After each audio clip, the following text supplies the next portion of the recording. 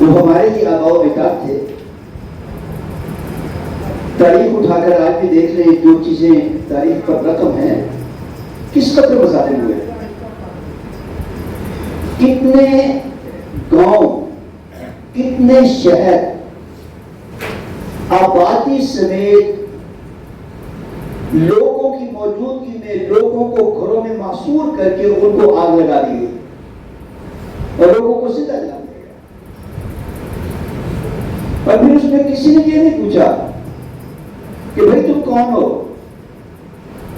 جو ایک دوسرے کو مسلمان نہیں مانتے. سنیوں کے نزدیک شیعہ، شیعہ کے نزدیک سنی، وہابیوں کے نزدیک باقیوں کے نزدیک وہابی، اور مختلف چھوٹے بڑے فرقے. ہر فرقہ ایک سٹیج آتی ہے جب صرف خود کو کہتا ہے کہ وہ مسلمان ہے، باقی سب کافر. ایک دوسرے کو کافر کہنے والے مختلف مکاتب ایک نہیں. اس وقت کسی نے کسی سے نہیں پوچھا کہ تم کون ہو.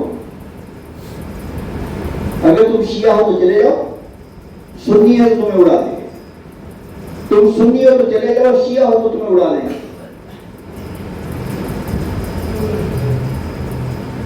وہابی ہو تو تمہیں معافی ہے، وہابی نہیں ہو تو تم سب کو قتل کر دیں گے.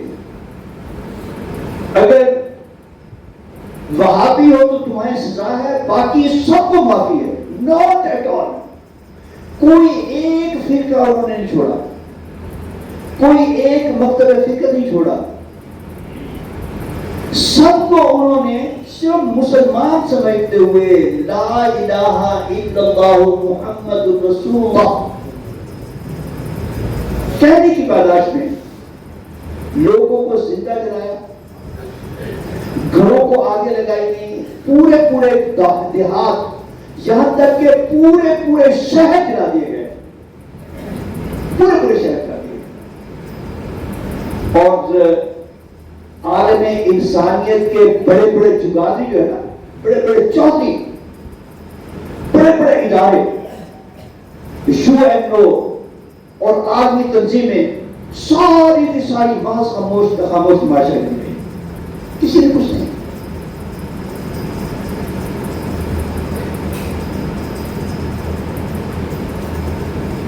اور آج بھی آپ دنیا میں دیکھیں مسلمانوں کا جو عمومی حال ہے نا، وہ کوئی بہت بہتر نہیں ہے.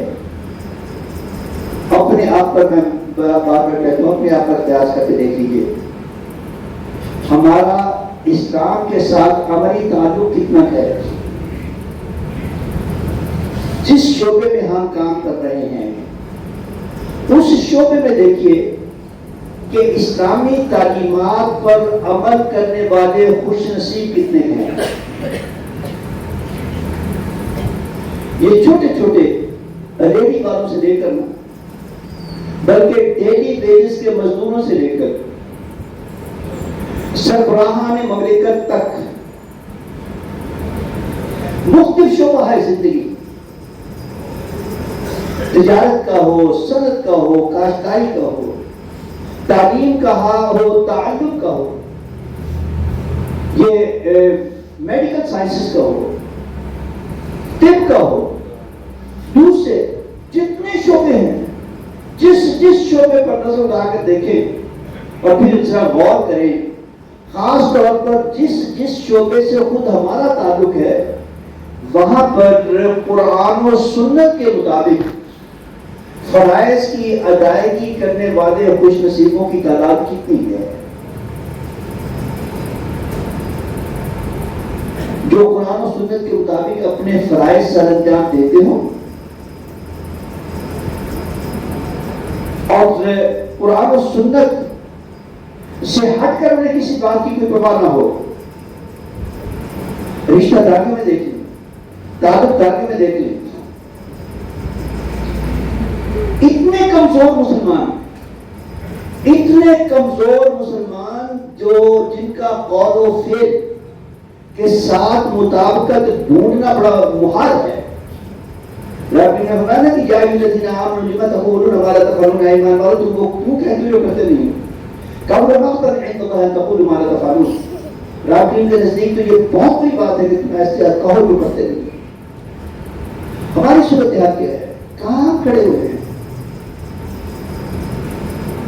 لیکن ایسے مسلمان بھی کفر کو منظور نہیں ہیں. ایسے ڈھیلے ڈھالے کمزور قسم کے مسلمان وہ بھی عالم کفر کے لیے قابل قبول نہیں ہے. یہی وجہ ہے کچھ چیزیں تھوڑی تھوڑی ہمارے سامنے کہیں کہیں سے آتی ہیں اور زیادہ تر ہمارے سامنے نہیں آنے دی جاتی. اس وقت دنیا بھر میں جو کچھ ہو رہا ہے، ابھی آپ دیکھ لیں کہ فلسطین کے جو مسلمان ہیں نا، مرد و زن، اگر کبھی ان کا کلچر دیکھے رہنے سہنے کا، ان کی آباد دیکھیں تو ہو سکتا ہے کچھ لوگ سوچنے لگے کہ ہے کون. ان کے مرد و زن کے لباس دیکھیں، خاص طور پر خواتین کے، نوجوان لڑکیوں کے لباس دیکھیں، ایسے صدر ہے. اس کے باوجود کفر کے لیے یہ قابل قبول نہیں. اور مسلمانوں کی بے حسی دیکھیں. حضور نبی رحمت اللہ صلی اللہ علیہ وسلم نے خود اپنی زبان اقدس سے قرآن کی روشنی میں مسلمانوں کو ملت واحد قرار دیا تھا. فرمایا تھا کہ انما المؤمنون اخوہ، تمام اہل ایمان آپس میں بھائی بھائی ہیں. المسلم اخو المسلم، مسلمان مسلمان کا بھائی ہے. اور پھر آپ نے یہ فرمایا کہ مسلمان جہاں کہیں بھی ہو، جہاں کہیں بھی ہو، کسی ایک مسلمان پر مسلمان ہونے کے ناطے حملہ پوری ملت اسلامیہ پر حملہ تصور ہوگا. آپ نے جو فورن پالیسی بنائی نا،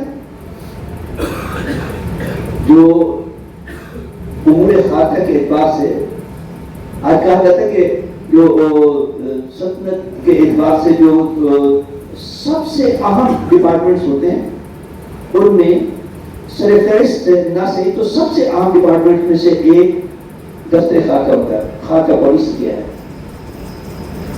نبی اکرم صلی اللہ علیہ وسلم نے جو خارجہ پالیسی دی اس کا ایک بنیادی اصول تھا کہ پوری ملت اسلامیہ میں،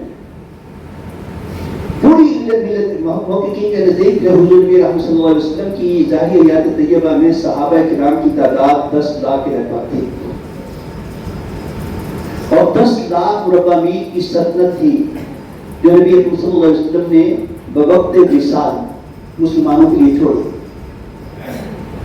پاکستان جیسے کئی ملک بنتے اتنی بڑی مملکت 10 لاکھ مربع میل پر ہوئی.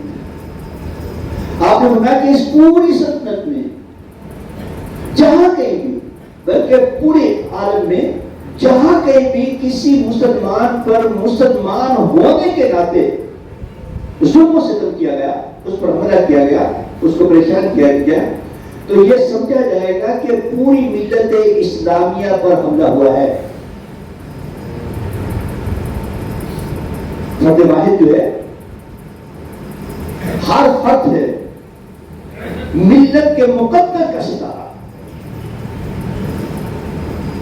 اور اگر ایسا ہوگا تو پوری ملت اسلامیہ پر فرض پڑ جائے گا کہ اس پر ہونے والے ظلم و ستم کا بدلہ لے. اور آج آپ دیکھ لیں حال کیا ہے.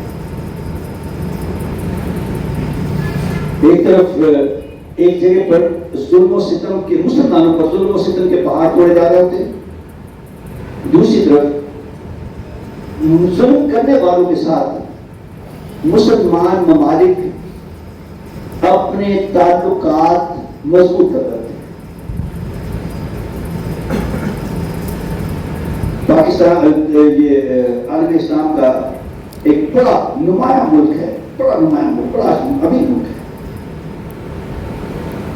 اس کے ساتھ خارجہ پالیسی کے اعتبار سے بات چیت ہوتے ہوئے انہیں کہا گیا کہ جناب آپ فلاں ملک کے ساتھ بڑے تجارتی معاہدے کر رہے ہیں، وہاں پر بڑی انویسٹمنٹ کر رہے ہیں. میں نام نہیں لیتا ہوں کہ کہیں کہ کسی خاص اس کی ایک سیکٹ کی بات ہو رہی